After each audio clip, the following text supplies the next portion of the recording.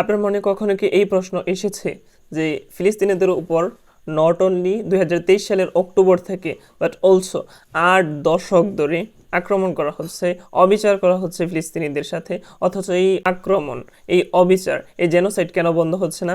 এই জেনোসাইড বন্ধ না হওয়ার 3টা মৌলিক কারণ আছে, মাথায় রাখবেন। যেহেতু আমরা ইস্যু পাগল জাতি, কিছুদিনের মধ্যে আমরা এই ফিলিস্তিনের ইস্যু ভুলে যাব, আমরা নতুন কোনো ইস্যুতে মত্ত হয়ে যাব।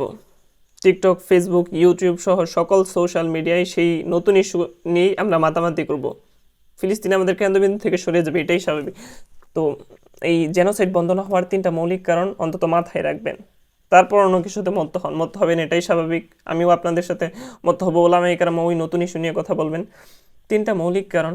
1 নাম্বার, ইসরায়েলের পক্ষে আমেরিকা ও পশ্চিমা বিশ্বের সরাসরি সমর্থন। ইসরায়েলকে যদি আমেরিকা সরাসরি সাহায্য না করত, তাহলে কখনো ইসরায়েলের পক্ষে সম্ভব হতো না 8 দশক ধরে ফিলিস্তিনিদের উপর এই আক্রমণ, অবিচার চালিয়ে যাওয়া। 2 নাম্বার কারণ, সমস্ত মুসলিম দেশ এবং বাহিনীগুলোর আমেরিকার সামনে নমনম করা, আমেরিকাকে সাজদা করা, আমেরিকাকে আব্বু আব্বু ডাকা। এই আব্বু আব্বু ডাকা, নমনম করা যতদিন না বন্ধ হবে, হয়তোবা এই জেনোসাইড বন্ধ হবে না। এবং 3 নাম্বার মৌলিক কারণ, মুসলিম দেশের শাসকদের মধ্যে, সাধারণ মুসলিমদের মধ্যে, এমনকি দুঃখজনক হলেও সত্য, মুসলিম আলেমদের মধ্যেও আল ওয়াহান ঢুকে পড়া। আপনারা কি জানেন আল ওয়াহান কি? আল ওয়াহান হলো দুনিয়ার প্রতি মাহাব্বত এবং মৃত্যুকে ভয় করা। যখন মুসলিমদের মধ্যে মৃত্যুর ভয় এবং দুনিয়ার মাহাব্বত ঢুকে পড়বে, তখন মুসলিমদের কেউ ভয় পাবে না। তখনই ওই সময় আসবে যখন মুসলিমদের উপর ঝাঁপিয়ে পড়বে কাফের মুশরিকরা, যেভাবে ক্ষুধার্ত ব্যক্তি খাদ্যের প্লেটের উপর ঝাঁপিয়ে পড়ে। বিশ্বাস করেন, আমরা যদি বদর কায়েম না করি, আমরা যদি দোয়া না করি, বদরের ময়দানে নেমে সশস্ত্র যুদ্ধে না নেমে আমরা দোয়া না করি, তখন ওই অবস্থা হবে না যখন গাছ পাথর বলবে ইন্না ওয়ারা আল ইয়াহুদ তাআল ফাকতুলুহু। কি বলা হয়েছে? ততদিন কিয়ামত হবে না যতদিন না মুসলিমরা ইহুদিদের বিরুদ্ধে যুদ্ধ করছে। দেখেন, এখন কিন্তু মুসলিমরা ইহুদিদের বিরুদ্ধে যুদ্ধ করছে না, বরং ইহুদিরা মুসলিমদের বিরুদ্ধে যুদ্ধ করছে। আমরা কি করছি?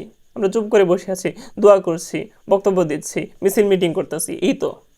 ততদিন কিয়ামত হবে না যতদিন না মুসলিমরা ইহুদিদের বিরুদ্ধে যুদ্ধ করবে।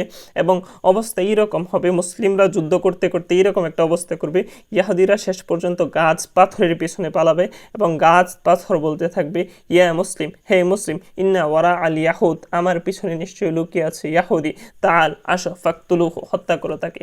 এই অবস্থা হবে। কিন্তু আমাদের যুদ্ধ করতে হবে তাদের বিরুদ্ধে। যুদ্ধে আমরা যদি না যাই, বদর যদি আমরা কায়েম না করি, কি করে আল্লাহর সাহায্য ফেরেশতা নেমে আসবেন? আরে বদরের ময়দানে রাসূল সাল্লাল্লাহু আলাইহি ওয়াসাল্লাম দোয়া করার পর আল্লাহ তাআলা ফেরেশতা পাঠিয়েছেন।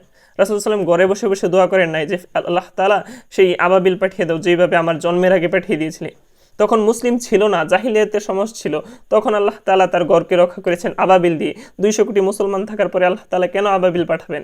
আল্লাহ তাআলা হয়তো সাহায্য পাঠাবেন, ফেরেশতা পাঠাবেন, কিন্তু আমাদের আগে বদর কায়েম করতে হবে। এই কথাটা আমাদের মাথায় ঢুকাতে হবে। তারপর নতুন ইস্যুতে মত হবেন, এটাই স্বাভাবিক। তবে এই 3টা কথা ভুলে যায়েন না, যেই 3টা কারণে এই 8 দশক ধরে চলে আসা জেনোসাইড বন্ধ হচ্ছে না।